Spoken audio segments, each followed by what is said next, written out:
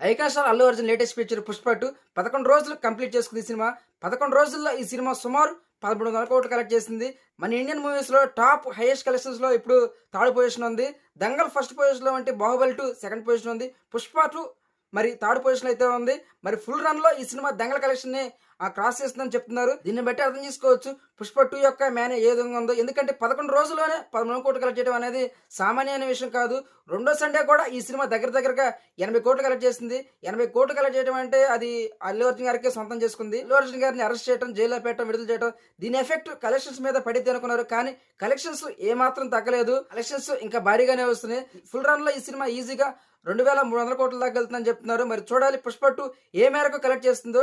మరి 11 రోజుల్లోనే ఈ సినిమా టాప్ 3 మరి పొజిషన్ కావడం జరిగింది. 'పుష్ప 2' కంటే మరి 2 సినిమాలే ఉన్నాయి. 'బాహుబలి 2', 'దంగల్' ఈ 2 సినిమాలు ఉన్నాయి. 2 సినిమాల యొక్క కలెక్షన్స్ దాటి నెంబర్ 1 పొజిషన్ కి మరి 'పుష్ప 2' వస్తుందో లేదో చూడాలి.